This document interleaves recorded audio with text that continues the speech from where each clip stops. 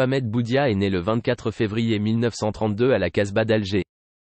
Il est issu d'une famille modeste et effectue son service militaire à Dijon en France. Il y réside 2 ans. Dans cette ville, il multiplie les contacts avec les milieux nationalistes, et se rend régulièrement dans les théâtres. Pris de passion, il commence à écrire lui-même des pièces. En 1954, après le début de la guerre d'Algérie, il devient membre de la Fédération de France du FLN. Il participe à plusieurs opérations en tant que fédayine. Chef de commando, il fomente un attentat contre les dépôts pétroliers. En 1956, il est blessé lors d'une de ces opérations. En 1958, il est arrêté après avoir perpétré un attentat à l'explosif à Marseille contre un pipeline. Il est condamné à 20 ans de prison. Considéré comme un élément dangereux et perturbateur, il navigue d'une prison à l'autre. Fresnes, La Santé, les Baumettes et Angers ont été ses lieux de détention.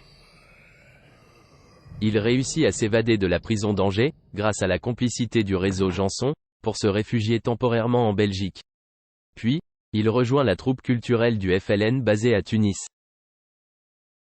Après l'indépendance, il rentre en Algérie. En 1963, il occupe le poste de directeur du Théâtre national algérien à Alger, premier théâtre créé en Algérie après l'indépendance, qu'il a contribué à nationaliser avec Mustapha Kateb.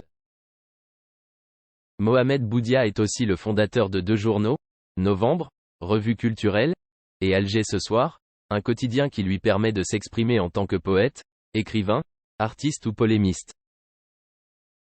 Le 19 juin 1965, le coup d'État du colonel Boumedienne qui met fin au régime de Ben Bella, pour lequel il avait beaucoup d'admiration, l'oblige à quitter le territoire algérien car il est recherché.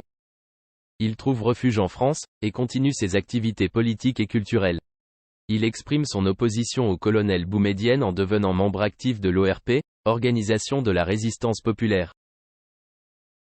En 1967, il est un des fondateurs du FLN clandestin, dont il occupe un poste de direction.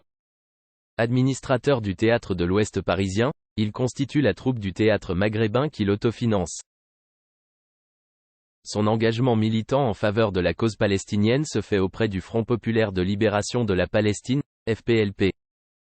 Sa rencontre avec Wadi Haddad, responsable militaire du FPLP, à Cuba, est un élément déclencheur dans son militantisme palestinien. Il est recruté pour faire partie d'une formation à l'université Patrice Lumumba, au milieu des années 60.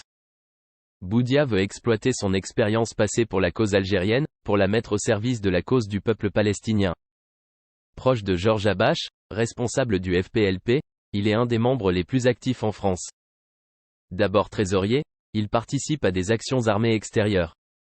Mohamed Boudia est ensuite nommé à la tête de l'organisation spéciale du FPLP en Europe, qui était chargée de recruter des militants, et de mener des actions violentes, contre de cibles israéliennes en Europe. En 1971, Boudia provoque l'explosion d'une raffinerie de pétrole à Rotterdam. Boudia recrute des jeunes femmes pour des attentats, dont 3 femmes qu'il envoie à Jérusalem pour bombarder une série d'hôtels. À nouveau accompagné d'une jeune femme, Boudia attaque un château en Autriche, qui servait de camp de transit pour les réfugiés juifs russes en route pour Israël. Cette attaque échoue mais il parvient à faire sauter une raffinerie de pétrole à Trieste, avec 20 kg d'explosifs, 250 000 tonnes de pétrole en feu, et un pipeline détruit. En raison de ces actions, le Mossad l'avait listé parmi ses cibles à abattre. Surtout qu'il était soupçonné d'avoir fait partie du groupe, Septembre Noir, qui a organisé la prise d'otage des Jeux Olympiques de Munich, ciblant les membres de la délégation israélienne en 1972. D'après le journaliste Ronen Bergman, un projet d'attentat de Boudia visant à faire exploser des bombes simultanément, dans 7 grands hôtels de Tel Aviv durant des fêtes religieuses juives, aurait été déjoué. L'origine de sa mort à Paris est incertaine. Selon une hypothèse, il a été victime d'une mauvaise manipulation, en déposant la bombe qu'il transportait sur le siège arrière de sa voiture. L'autre hypothèse la plus probable, impute sa mort à un attentat organisé par les renseignements israéliens.